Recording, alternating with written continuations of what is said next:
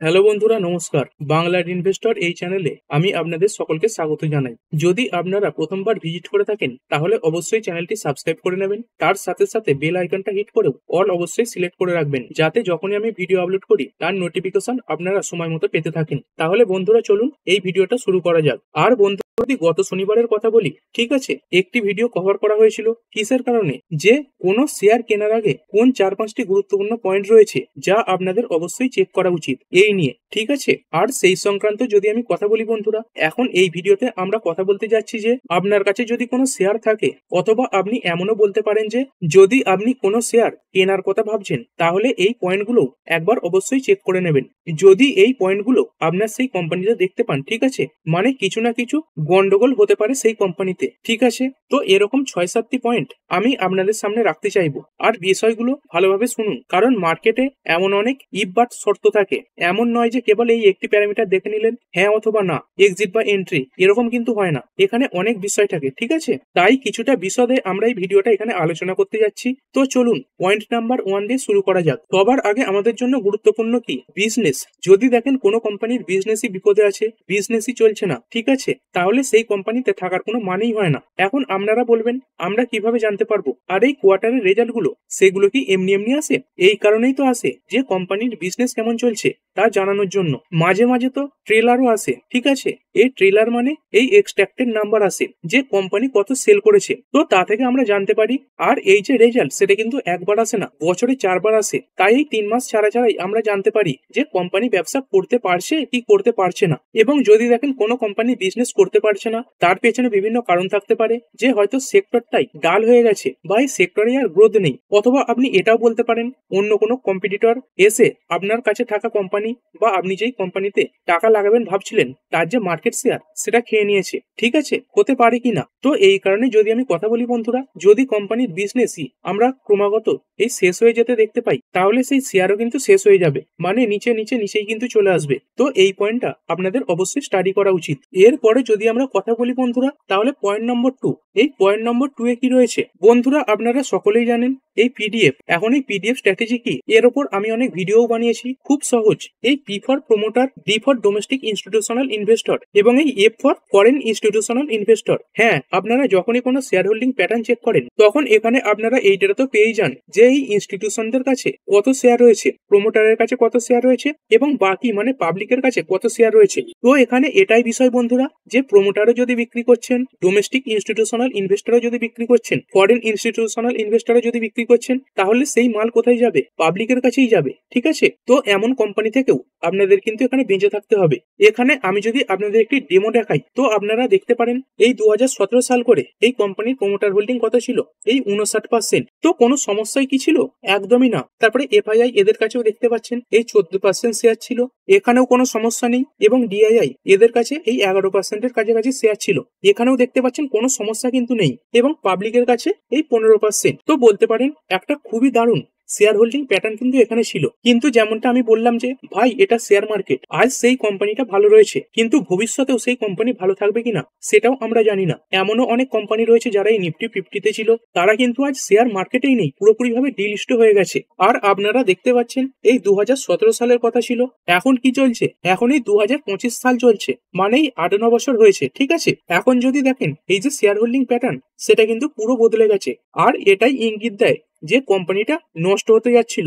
কারণ যদি দেখা যায়, দেখুন, সবার আগে তো প্রমোটারই জানতে পারে যে আমাদের কোম্পানি ডুবে যেতে চলেছে, ঠিক আছে। তারপরে এই ইনস্টিটিউশনরা জানতে পারে, এফআইআই এবং ডিআইআই। কিভাবে? কারণ এই যে এফআইআই এবং ডিআইআই, এদেরও ভালো যোগাযোগ থাকে ভাই। আর কেউ যদি সব থেকে শেষে জানতে পারে, সে হচ্ছে এই পাবলিক। আর এই মার্কেটে পাবলিকই কিন্তু বেশিরভাগ সময়ই বরবাদ হয়, ঠিক আছে। আর এটা আমি এমনিতেই বলছি না, প্রমাণও রয়েছে। কত প্রমাণ দেখাবো? কত নষ্ট হয়ে যাওয়া কোম্পানির শেয়ারের যে শেয়ার হোল্ডিং প্যাটার্ন, সেটা চেক করে নেবেন। সেখানে কিন্তু আপনি পাবলিককেই বেশি দেখতে পাবেন। এখানে এই ডেমোটাই দেখুন তো, প্রমোটার কত ছিল দেখতে পাচ্ছেন এই 2017 সালে এই 59%। তারপরে দেখুন 18 সালে হয়ে গেল এই 53%। তারপরে এই 2019 এখানে হয়ে গেল 22%। মানে সরাসরি 31% শেয়ার কিন্তু এই কোম্পানির প্রমোটার বিক্রি করে দিল। তারপরে আরো একটু এগুলো এখানে দেখতে পাবেন আবার প্রায় 17%-এর কাছাকাছি বিক্রি করে দিয়েছে, এই 5.18% হয়ে গেছে। তারপরে সেই 5.18% এই 2024-এ এসে হয়ে গেল 1.85%। এবং এই 2025 এইখানে হয়ে গেল 0.78%। তো আপনারা দেখতে পাচ্ছেন এখানে কি থেকে কি হয়ে গেল। আগে যেখানে কোম্পানির প্রমোটারের কাছে এই 60% কাছাকাছি শেয়ার ছিল, সেখানে এখন কোম্পানির প্রমোটারের কাছে 1% শেয়ারও কিন্তু নেই।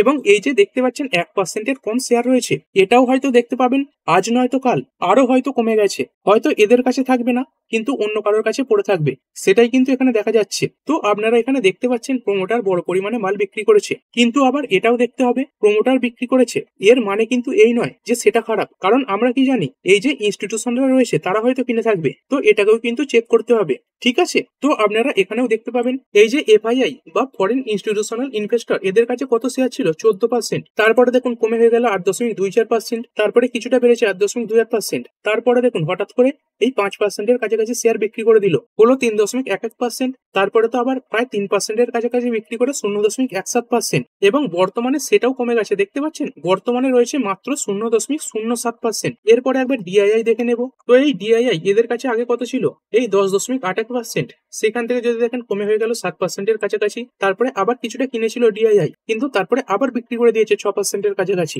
এবং যদি বর্তমানে দেখেন, বর্তমানে এখন এই 4.38% শেয়ার রয়েছে। তো এই ডিআইআই এরা চাইলে এই যে পার্সেন্টেজ এটাও কিন্তু বিক্রি করে দিতে পারে। তো যদি কনক্লুশন দেখেন, প্রমোটারের এই 60% থেকে কমে হয়ে গেল 0.78%, তারপরে এই এফআইআই এদের এই 14% থেকে কমে হয়ে গেল এই 0.07%, এবং যদি ডিআইআই এর কথা বলি তো এদের এই 10.81% থেকে কমে হয়ে গেল এই 4.38%। তার মানে এই যে বিক্রি হওয়া মালগুলো সেগুলো কোথায় গেল? আরে আছে না আমাদের বোকা পাবলিক, তারা কিন্তু কেনার জন্যই রয়েছে। তো এখানে পাবলিকের কাছে দেখুন এই 2017 সালে মাত্র 15% শেয়ার ছিল, তো সেখান থেকে আস্তে আস্তে বেড়েছে 30%, তারপরে দেখুন 58%, 86%, 89%, তারপরে এই 92%, এবং বর্তমানে রয়েছে এই 93.97% বা 94%-এর কাছাকাছি।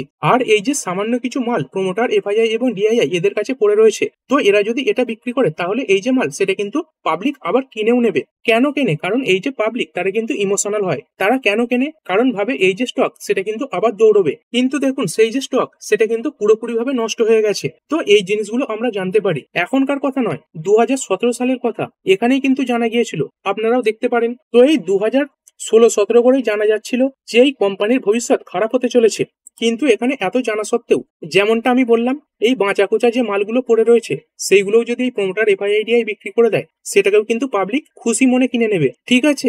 এমন অনেক কেস আপনারা দেখতে পাবেন। এই মার্কেটে 90%-এর বেশি পাবলিকের শেয়ার হোল্ডিং রয়েছে, এমন শেয়ারও আমরা দেখতে পাই। তারা কিন্তু মার্কেটে একেবারেই নতুন হয়, তো সেই কারণেই তারা কিন্তু এরকম স্টক কেনে। তারা এই শেয়ার মার্কেট সম্পর্কে কিছুই জানে না, কিন্তু বড় বড় টাকা লাগিয়ে দেয়। কেন? তারা ভাবে এই 1 টাকা শেয়ার বেড়ে 5 টাকা হয়ে যাবে, 10 টাকা হয়ে যাবে, বা আগে যেখান থেকে পড়েছিল 700-800 সেখানে চলে যাবে। তো এই জালে অনেকেই কিন্তু ফেঁসে যায়। তাই এই যে পিডিএফ এটাকে সবসময় চেক করো যে এই 3 জন বেরিয়ে যাচ্ছে কিনা। আমি কিন্তু এই 3 জনের কথাই অনেকবার আপনাদের এখানে বুঝিয়ে বলেছি। এরপরে বন্ধুরা পয়েন্ট নম্বর 3। তো এর উপরে যাওয়ার আগে বলবো, যদি ভিডিওটা হেল্পফুল মনে হয়, ভালো লাগে, তাহলে অবশ্যই লাইক করে দেবেন। আপনাদের লাইকের কারণে আমার মোটিভেশনও বেড়ে যায়। তো এই পয়েন্ট নম্বর 3 বন্ধুরা, তো এটা আপনারা জানেন এটা কোন সাইন? এটাকে ডেঞ্জার সাইন বলা হয়, ঠিক আছে। আর এর উপরেও আমি একটি আলাদা ভিডিও বানিয়েছিলাম যাতে এই সাইনের কারণে আপনাদের এই জিনিসগুলো মনে থাকে। তো আপনারা এখানে এই যে এক্স দেখতে পাচ্ছেন, তো এই এক্স এর মধ্যে একটা লাইন দেখতে পাচ্ছেন নিচের দিকে যাচ্ছে, আর একটা রয়েছে যেটা উপর দিকে যাচ্ছে। তো এই যে লাইনটা যেটা নিচের দিকে যাচ্ছে, এই এখান থেকে দেখতে পাচ্ছেন শুরু হয়েছে এবং নিচে গেছে, এটাকে আমরা বলবো পি।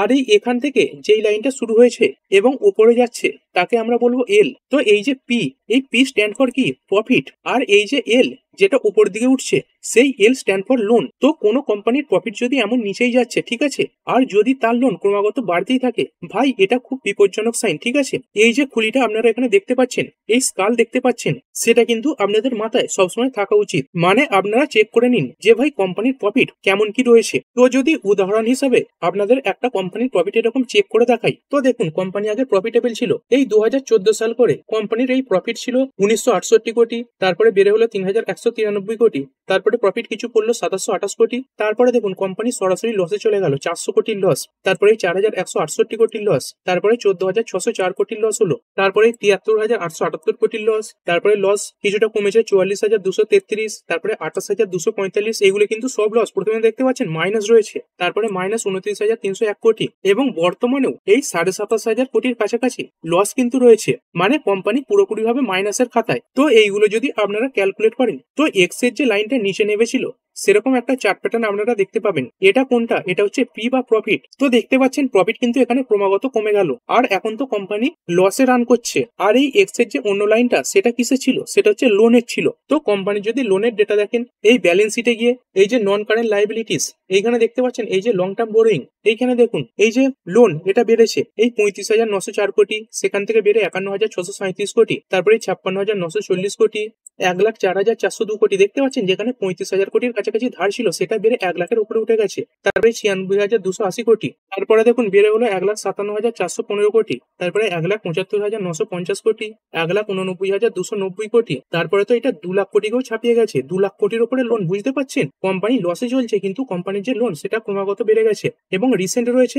1,82,768 কোটি। তো এই লোন এটা কিন্তু এখানে এরকম বেড়েই যাচ্ছে। তো এই জিনিসটাই এখন আমি আপনাদের বললাম যে কোম্পানির পি বা প্রফিট সেটা নিচের দিকে যাচ্ছে, আর কোম্পানির যে এল বা লোন সেটা এরকম উপর দিকে যাচ্ছে।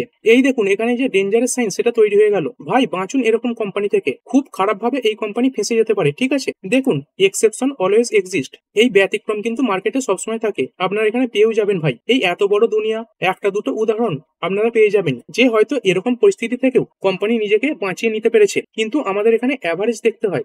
ভাই আপনি একটা এরকম উদাহরণ নিয়ে আসবেন যে কোম্পানি রিকভার করেছে, কিন্তু আমি এরকম 1,000 উদাহরণ দেখিয়ে দেবো যে এরকম জিনিস যখনই তৈরি হয়েছে তখন কোম্পানি ডুবে গেছে। ঠিক আছে, তো এইগুলো আপনাদের খুব যুক্তিসঙ্গত ভাবে বুঝতে হবে। ঠিক আছে, নয়তো এই যে এক্সেপশন সেটা তো সব জায়গাতেই থাকে। আর এখন এই চার্ট প্যাটার্নটা দেখুন, এই স্টক কেমন ডুবে গেল।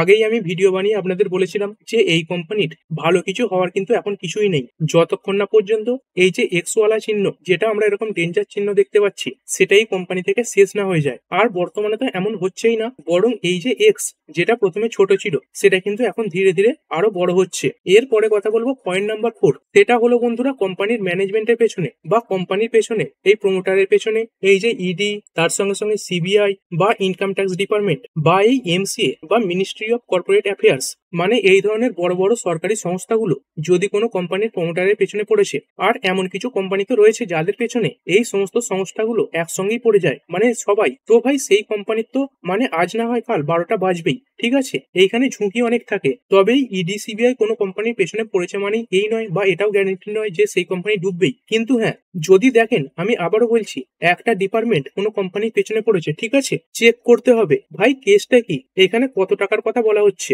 ছোটখাটো যদি হয় তাহলে সেটা মিটে যায়, সেটা কিন্তু চলে, কিন্তু কোনো কোম্পানি সেভাবে কিন্তু এই ধোয়া তুলসী পাতা হয় না। ঠিক আছে, প্রতিটা কোম্পানিতেই আপনারা ছোটখাটো কিছু না কিছু গড়বড় পেয়েই যাবেন। কিন্তু হ্যাঁ, কোনো কোম্পানিতে যদি এই সবকটা ডিপার্টমেন্ট একসঙ্গে লেগে থাকে তো সেখানে কিন্তু অনিশ্চয়তা অনেক বেশি। ঠিক আছে, আর এমন কোম্পানির সাথে সম্পর্কিত যে কোনো সময় আপনাদের সেখানে সতর্ক থাকতে হবে, যে কোনো সময় সেই কোম্পানির যে চার্ট প্যাটার্ন সেটা নিচে নেমে যেতে পারে। তো এরপরে বন্ধুরা পয়েন্ট নম্বর 5, আর সেটা হলো বন্ধুরা আবার প্রমোটার অফ কোম্পানি। তো প্রমোটারের কাছে যদি বেশি পরিমাণে শেয়ার থাকে তো সেটাকে ভালো জিনিস হিসেবে মনে করা হয়, কিন্তু চেক করে নেবেন ভাই কোথাও তাদের শেয়ার বেশি বন্ধক রাখা নেই তো। যদি প্রমোটার নিজেদের শেয়ার বেশি বন্ধক রেখে থাকে তাহলে সেই কোম্পানি বিপজ্জনক, কারণ সেই কোম্পানি প্রচুর ঋণ নিয়েছে তাদের এই সিকিউরিটির বিপরীতে নিজেদের কোম্পানির শেয়ার বন্ধক রেখে। যদি কাল তারাই টাকা ফেরত না দেয় তাহলে সামনের যে পার্টি, মানে এই ব্যাংকের কথা যদি বলি, তো তার কাছে কিন্তু পুরো অধিকার রয়েছে।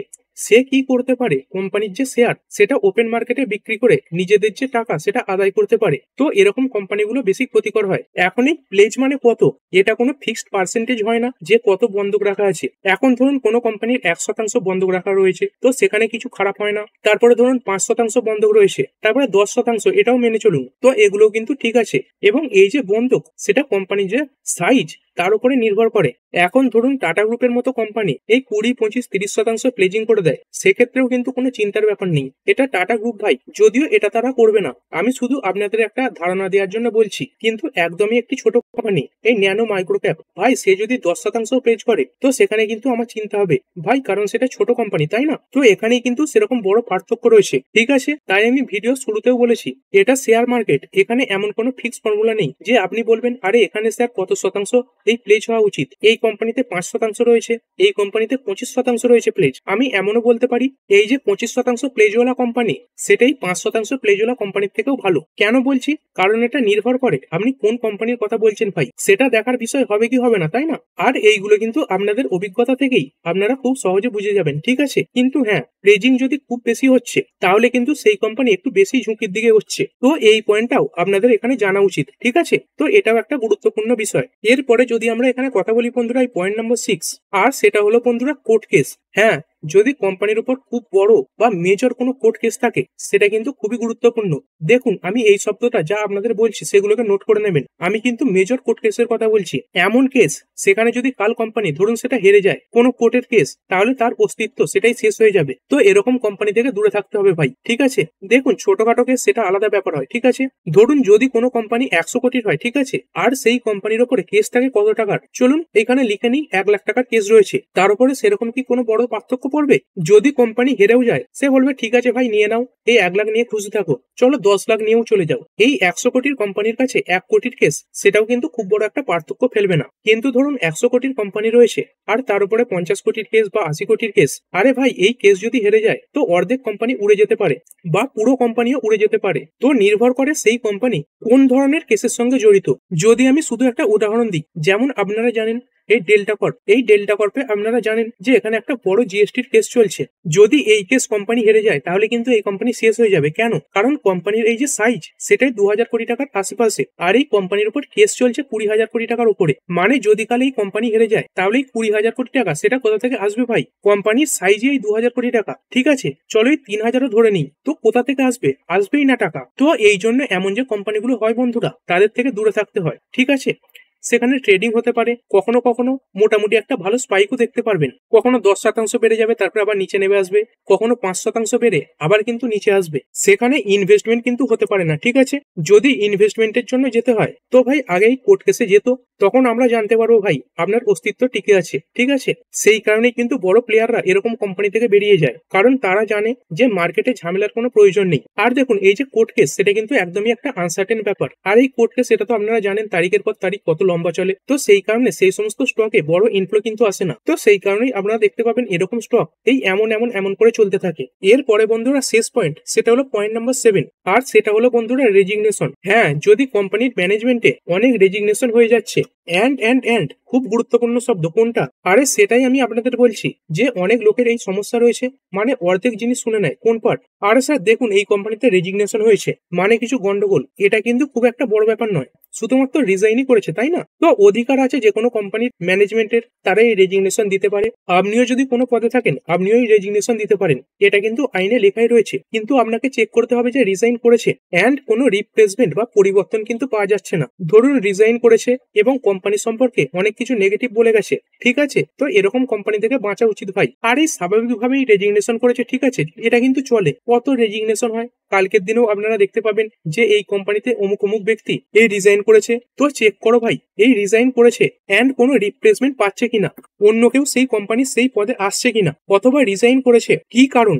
যেহেতু রিজাইন করেছে তো তার পেছনের যে কারণটা কি সেটাও তো চেক করতে হবে। তারা যদি এরকম বলে থাকে ভাই এমনিতেই রিজাইন করছি, সেটা কিন্তু চলে যায়। সাধারণত কি হয় ভাই, আরো বেশি স্যালারির প্রয়োজন হয়। তো একটা স্বাভাবিক বিষয় হলো ভাই, কেউ যদি কোনো কোম্পানিতে এই 50,000 টাকার জন্য কাজ করে তো স্বাভাবিকভাবেই সেই লোক দেখবে ভাই কোথায় 60,000 টাকার চাকরি মিলবে, কোথায় 70,000 টাকার চাকরি মিলবে। তো তারা যদি সেই সমস্ত কারণে ছেড়ে চলে যায় সেটা কিন্তু ঠিক আছে। কিন্তু হ্যাঁ, যদি এটা বলে যে আরে ভাই আমাকে এই কোম্পানিতে কাজই করতে দেয় না, কোম্পানির ভেতরে গন্ডগোল রয়েছে, তো এরকম যদি কোনো জিনিস থেকে থাকে তো ভাই সেরকম কোম্পানি থেকে দূরে থাকো। অথবা যদি কোনো বড় ব্যক্তি ছাড়ছে তো সামনের কোনো না কোনো ব্যক্তিকে তো সেই পদে আসা উচিত। এবং ধরুন অনেক ব্যক্তি যাদের এই সমস্ত পদে আনার চেষ্টা করা হচ্ছে তারা বলছে ভাই আমি আসতেই চাই না আপনার কোম্পানিতে, তাহলে এরকম কোম্পানি থেকে আপনাদের বেঁচে থাকতে হবে, সতর্ক থাকতে হবে। এইরকম কিছু কিছু প্যারামিটার হয় বন্ধুরা, যার কারণে আপনারা জানতে পারেন যে কোম্পানিতে কিছু গন্ডগোল আছে, ঠিক আছে। আরো অন্যান্য প্যারামিটার রয়েছে, কিন্তু এই 6 থেকে 7টা পয়েন্ট আপনাকে অবশ্যই এখানে স্টাডি করতে হবে কোন শেয়ার বাই করার আগে। অথবা যদি আপনারা বাই করেও রেখেছেন তো এটাকে কিন্তু কনসিস্টেন্টলি চেক করতে হয় যে ভাই কোম্পানির বিজনেস ঠিক চলছে কিনা, কোম্পানির প্লেজিং বাড়ছে কিনা, এই পিডিএফ সংক্রান্ত কোনো প্রবলেম দেখা যাচ্ছে কিনা, এই প্রমোটারও বিক্রি করছে, ঠিক আছে, কোনো কথা নেই। যদি এফআইআইডিআই কিনে নেয় সেখানেও প্রবলেম নেই, কিন্তু এই এও বিক্রি করছে সেও বিক্রি করছে এবং সেই বিক্রি করা মাল পাবলিকের কাছে যাচ্ছে। মানে বুঝতে পারছেন, বলতে চাইছি এফআইআই বিক্রি করছে, ডিআইআই বিক্রি করছে এবং প্রমোটারও বিক্রি করে দিচ্ছে, আর সেই মাল শুধুমাত্র পাবলিকের কাছে চলে যাচ্ছে। তাহলে সেটা তো একটা বড় সমস্যার ব্যাপার, তাই না? তারপরে এটাও দেখতে হবে সেই কোম্পানির উপরে কোনো বড় কোর্ট কেস নেই তো। দেখুন ছোটখাটো হলে চলে যাবে, খুব যদি বড় হয় তাহলে সেই কোম্পানির যে অস্তিত্ব সেটা কিন্তু বিপদের মধ্যে রয়েছে। সেইখান থেকে বেরিয়ে যাওয়াটাই বুদ্ধিমানের কাজ, ঠিক আছে? যদি এই এক্স ক্রমাগত বাড়তেই থাকছে বা খুব বড় লোন সেটা নিয়মিত বাড়ছে এবং তার সঙ্গে সঙ্গে প্রফিট নিচের দিকে কমতেই থাকছে, তো ভাই সেই সমস্ত কোম্পানিতে কিন্তু সামলে যাও। তো এমন বিভিন্ন কারণ থাকে বন্ধুরা, যা থেকে আপনারা জানতে পারেন যে ভাই এই কোম্পানি থেকে দূরে থাকতে হবে। এই শেয়ার মার্কেট এত সহজ জিনিস নয় যে আজ আপনারা এই জিনিসগুলো দেখতে পাচ্ছেন এটা নিরন্তর থাকবে। কি জানি হয়তো আগামী 5 বছরে বিষয়গুলো বদলেও যেতে পারে। এখন আমি আপনাদের একটা উদাহরণ দেখালাম না, যে প্রোমোটার 2017 সাল করে প্রায় 60% কাছাকাছি ছিল, সেটাও দারুণ ব্যাপার। এফআইআই ডিআইআই সবকিছুই ভালো ছিল, কিন্তু এই 5-7 বছর পরে দেখতে পেলেন সবকিছু বদলে গেল। তো শেয়ার মার্কেটে এটাও একটা গুরুত্বপূর্ণ জিনিস বন্ধুরা, যে টাইমলি অ্যালার্টনেস, এটা কিন্তু ভেরি ভেরি ইম্পর্টেন্ট, ঠিক আছে? আর এর ওপরও আপনাদের এখানে অবশ্যই কাজ করা উচিত। তো আশা করি ভিডিওটা হেল্পফুল লেগেছে, ইনফরমেটিভ লেগেছে। তো চাইলে আপনারা এটাকে লাইক এবং শেয়ার করতে পারেন। তো ঠিক আছে বন্ধুরা, আশা করছি ভিডিওটা আপনাদের ভালো লেগেছে। আপনি চাইলে এটাকে লাইক এবং শেয়ার করতে পারেন। আর শেয়ার মার্কেট সংক্রান্ত ডেইলি নিউজ আপডেট পেতে চ্যানেলটা সাবস্ক্রাইব করে রাখবেন এবং পাশে থাকা বেল আইকনটি টিপে অল অবশ্যই সিলেক্ট করে রাখবেন, যাতে পরবর্তী ভিডিওর নোটিফিকেশন আপনার কাছে সময় মতো পৌঁছে যায়। আর হ্যাঁ, ভিডিওটি শুধুমাত্র ইনফরমেশন এবং এডুকেশনাল পারপাসের জন্য বানানো হয়েছে। আমি সেবি রেজিস্টার্ড নই, তাই কোনো প্রকার শেয়ারে কোনো প্রকার বাই, সেল, হোল্ড বা অ্যাভারেজ করার কোনো সিদ্ধান্ত নেওয়ার আগে আপনার যে ফাইন্যান্সিয়াল অ্যাডভাইজার আছে তার সঙ্গে অবশ্যই আলোচনা করবেন। দেখা হচ্ছে পরের ভিডিওতে। ধন্যবাদ।